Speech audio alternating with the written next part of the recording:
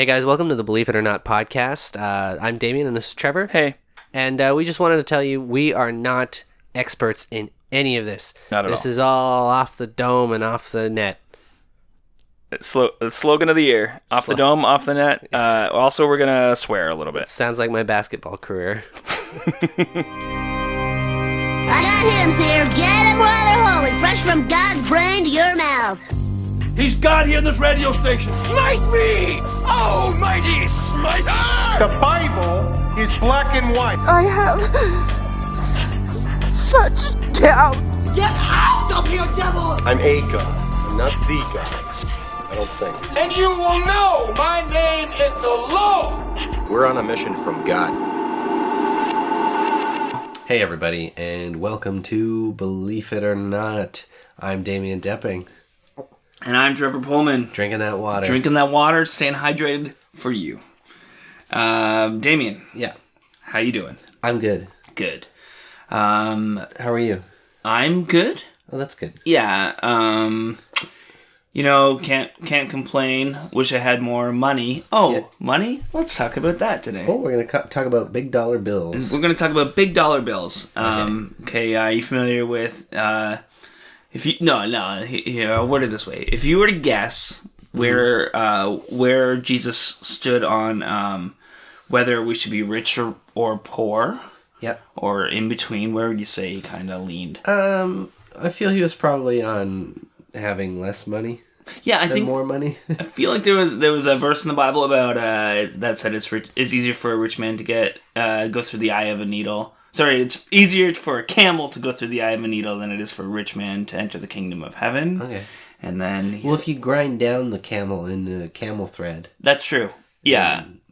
It's pretty easy to go through. I'm thinking like some sort of... They didn't think about that. Or what if it's a really large needle? That's true. Yeah. Like a giant, and they just lift it with a helicopter. Yeah. Or you have it upside down and it just walks through. Yeah. There's also, I think, something about... how he was the Son of God and he had no place to rest his head.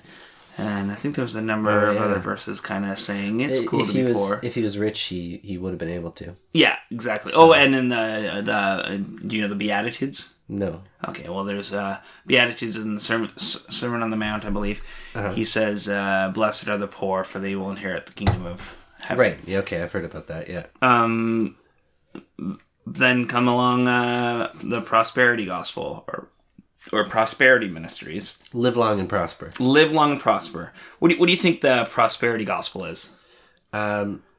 See, this could go either way. This could either be something that totally contradicts that idea, where it's saying that it's okay to have money and shit like that, or it's going to be something that that ties in prosperity to make it in line with that idea that the meek will inherit things. Okay. No. It's the first one. It's the first one. Yeah. Okay. You're gonna get lots of money.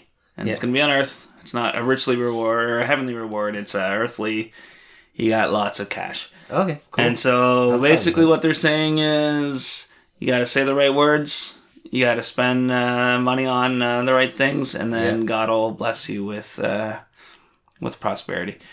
So, it's kind of in the same vein as the Pentecostal movement, but with a different kind of approach. So Pentecostals would say... God can heal you of disease, like of your disease, and it can make your life better, and and miracles will make your relationships better. God can do that, but for a price. No, it's more like God's gonna give you blessings in all areas of your life, and including money. And so, so it's rather and so it kind of came out of the 1800s. This thing called the New Thought movement, in which basically it's this form of theology that's saying that your kind of thoughts and the way you view the world and like kind of the words you say make a difference in how much money you end up getting back. Isn't that kind of just how things work in general? Yeah. But it feels like it's like the Christian version of The Secret. Where it's like you're putting that on your vision board, like, I'm going to get rich. But instead it's like, if you give a certain amount to church or to God, then you're going to get more back. Yeah. I don't think that happened, though, did it? No, I don't think so. No. Well, okay, and then fast forward, though, to right after World War II is when it kind of really kicked off. And That makes sense. Yeah. Yeah, prosperity after the war. Yeah, coming exactly. Home, kind Everybody's of coming birth home. consumerism, Yeah. all that stuff. Exactly. Did this start in North America, or was this something? Yeah, this is mostly in North America. So Oral Roberts was the big guy. Do you know Oral Roberts? No. Yeah, it started Oral Roberts University eventually, but he was a Pentecostal preacher, and health and wealth was kind of his main thing. So, he explained the laws of faith as a blessing pact with God, and what you give would return sevenfold. Okay. So whatever you give to his ministry, he's saying God's going to give you back sevenfold. So if you gave $1, you would get $7 back. Yeah. Okay.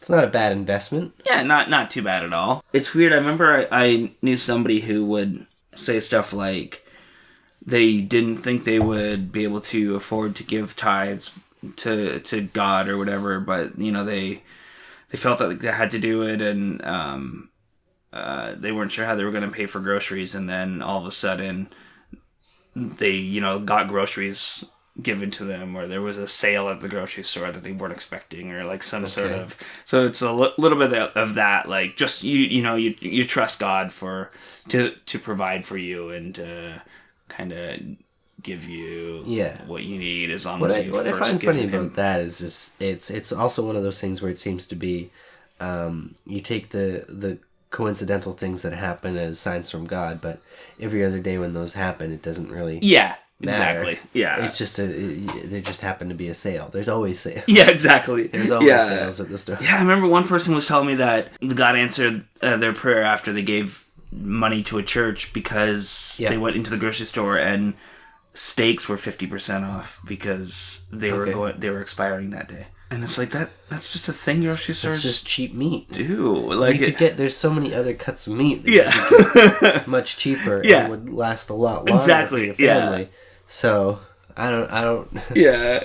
But so he really popularized the idea of a seed, like a faith seed. So you're seeding. So you plant it, and then it will grow into something bigger. And I think something I've noticed a lot with prosperity gospel is that it's a lot of giving new interpretations of Bible verses. So they always talk about seed, and you're like sowing a seed, and then God's going to return it like sevenfold or whatever it is.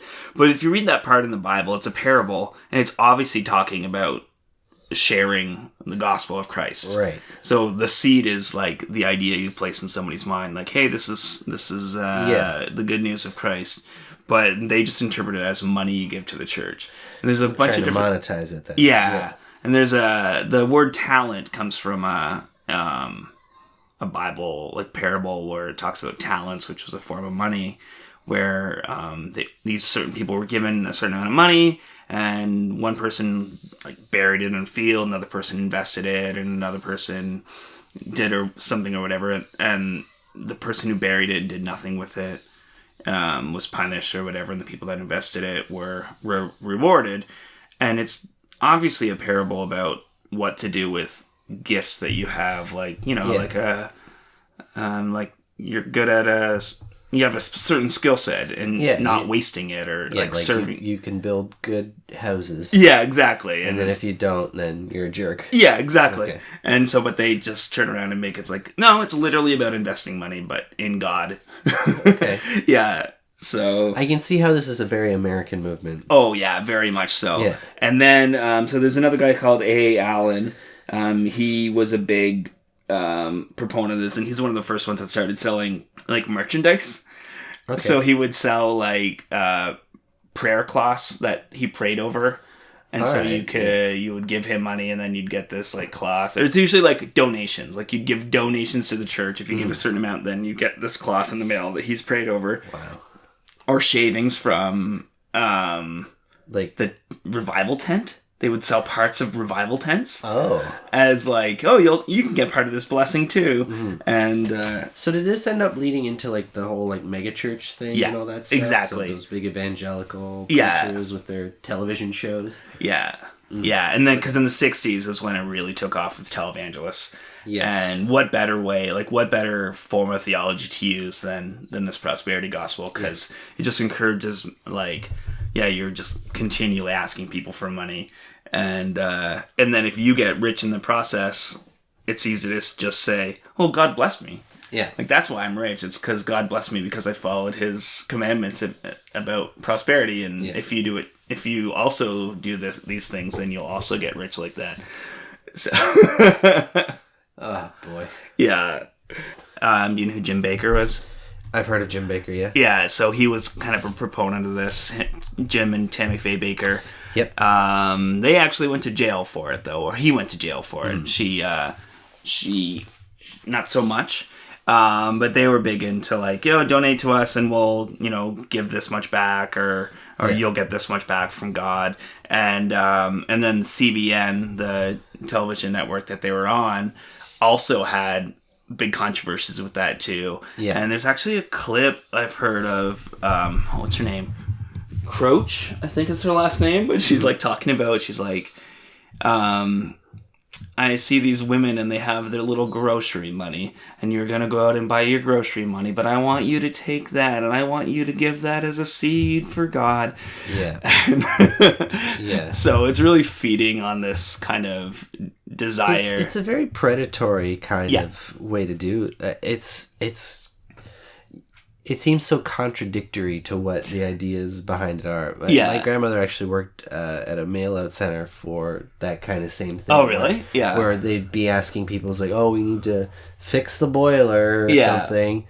And, like there'd be people in like all over the States who would send money who had to have their like lights turned out so that they could donate money to help this guy fix his boiler. Meanwhile, this dude... He's dead now. Yeah. But, living basically tax-free. He had like $1 million home, so he didn't need to fix it. It's just taking advantage of people's faith. And a lot of times too, they'll, like, their houses and stuff are considered, like the rectory or the parsonage of the church, so even if they're like tax deductible, millions of dollars, and they're still tax deductible. Like, they don't have to pay taxes on that, and it's like...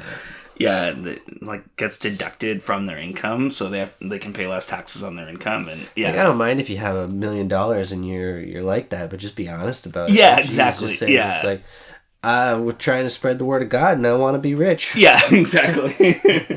But like I said, though, that is a perfect cover, like to be like, oh, God bless me for this, so but just pay your taxes. Give money back. Tax the churches. Yeah.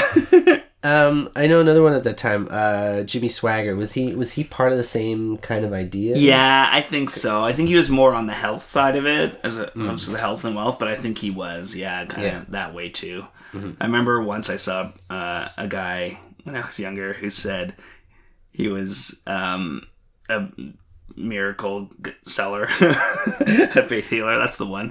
And he was saying, if you want a $20 miracle, then put $20 in, but if you want a $50 miracle, like, God's up there being like, oh, I can't part with this miracle today, not for anything less than 50. Well, I'd be like, I want a $20 miracle, but I only have a $50 bill. Can I get a change? Yeah. A $30 miracle and change? Yeah. And these are a lot of the places that will it's all about those donations, and then you get a certain prize back, or you get like the one guy has the little packages of blessed water that they sell. Yeah. And little it's the Miracle Spring Water. Peter Popoff sells the Miracle Spring Water. That's what it's called, Miracle Spring Water. Yeah. And it's all these kind of clever merchandising and stuff too. And they also say, like, because a lot of churches will say that you have to tithe 10%. Yeah. So they're saying that's your tithe. That's what you have to give. You don't get blessings on that. Right. So it's kind of like the minimum. It's like your cover. Yeah, exactly. Yeah. Okay. Yeah, you get your blessings on the more. Yeah, if there's a 2-drink minimum. Yeah, 2-drink minimum. Yeah. 2 tithe minimum. Yeah, exactly. Yeah. And then you get your bottled water. Yeah. Let's talk about some of the big proponents of it. You know Joel Osteen, right? Joel Osteen? Mm-hmm. He says he's not a proponent of the prosperity gospel.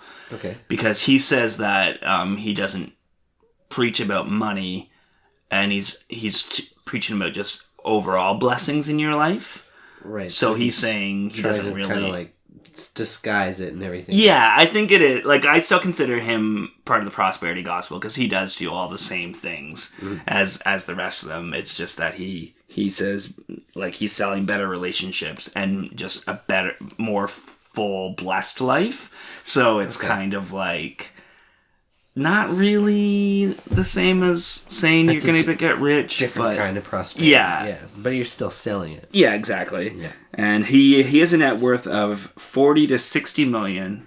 All right. Yeah.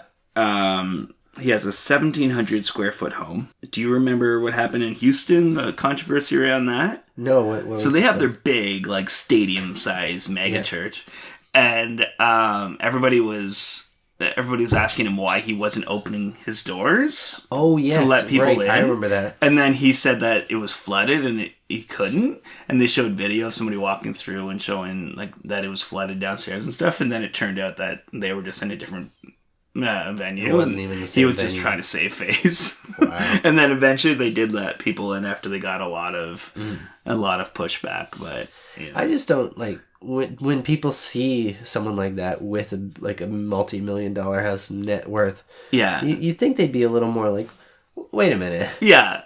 aren't you supposed to be? Yeah. It's.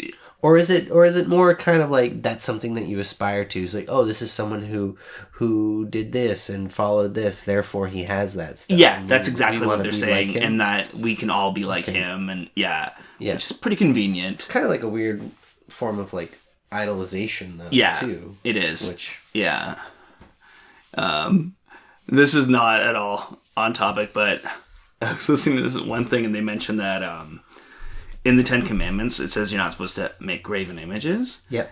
But it doesn't say of God. It just says you're not supposed to make graven images.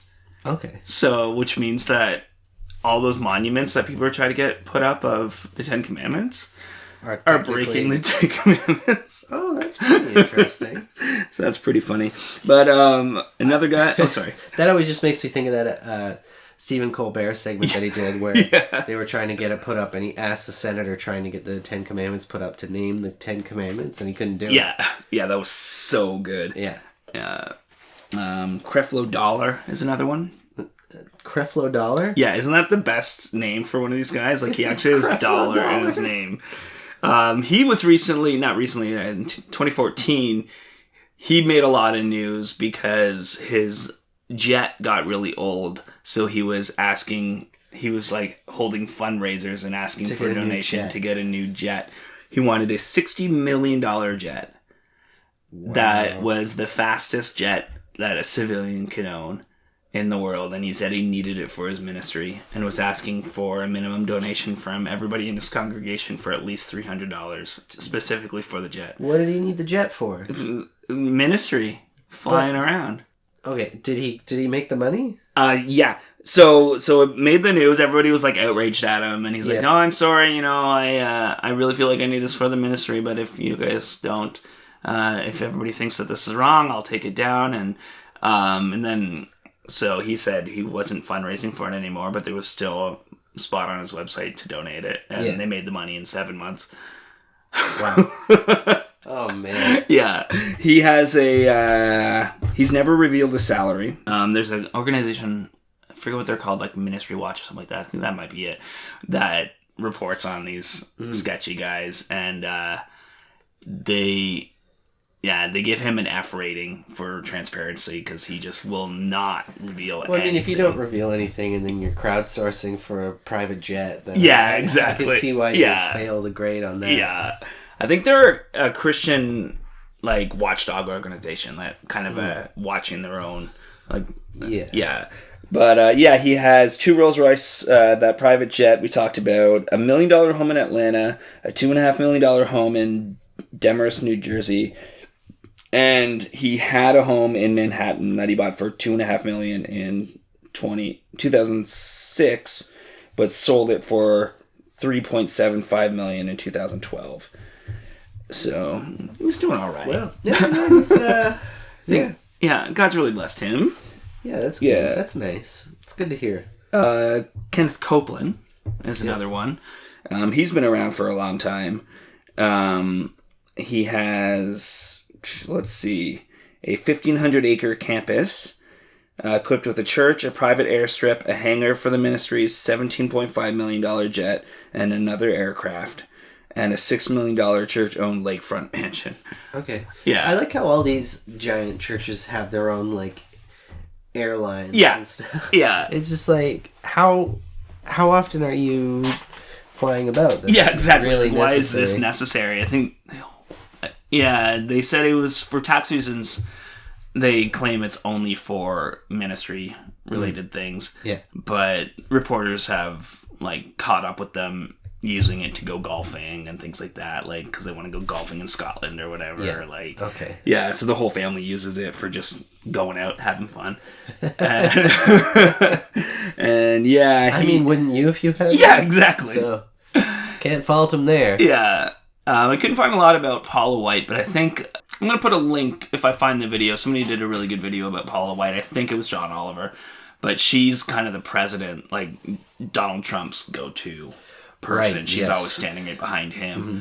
She's kind of his moral compass, right? Yeah. Like that kind of paid for with the whole religious right Yeah. kind of movement. Yeah. Her net worth, I think, was something around $6 million, maybe lower. Okay. So not as big as some of these guys, but yeah, you know, she's trying. She's not as blessed, but she's been going for a while. Yeah. And it just seems like a real cool lady who I want to hang out with. Another one is Joyce Meyer. She's another bigger one. Again, a $10 million jet. So it's no $60 million Creflo Dollar jet. So no, she's kind of slumming it. No, she knows to be a little more modest. Yeah, exactly. Jet ownaging. Yeah. Ownaging. That's a word, right? And she has several homes that cost up to $2 million each, and a $107,000 silver Mercedes sedan. Okay. Yeah. So there's a whole list of preachers that have a lot of money. Mm-hmm. I chose the ones that more preach the prosperity gospel because they are up there. A lot of faith healers though are rolling in it. Yeah. As well. But we should probably have people email us your faith healing questions. And if you send us $50, we will heal your problems. Yeah, we will. No guarantees, but we will. Yeah, if you donate to us on Patreon. On Patreon. Or PayPal. Or just email transfer us the money. Yeah. You'll get blessings in hearing our voices. That's right. Every week you'll turn on and you'll be like, wow, I feel richer already. Yeah. And we'll be like, yes, you do. Yeah. You're welcome. And beautiful. Yeah. Yeah. We'll send you a video of us saying that you're beautiful. Yeah. Perfect. For $50. Oh, so beautiful.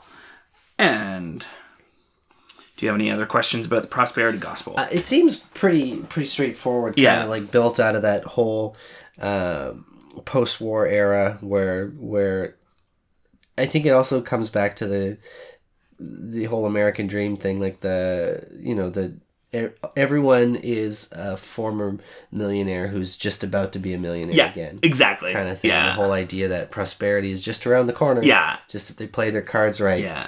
But folding that into their religion. Yeah. What I've always found really suspect is that they never tell you donate to a good charity and this will come back to you. It's never like donate to your local church and this will come back to you, or like do something kind for others. Donate to the big one. Yeah, it's us. Like donate to our ministry and this will happen for you. Say this prayer over your money while you put it in an envelope and send it to us. That's such a bizarre step, is to pray over your money. Yeah.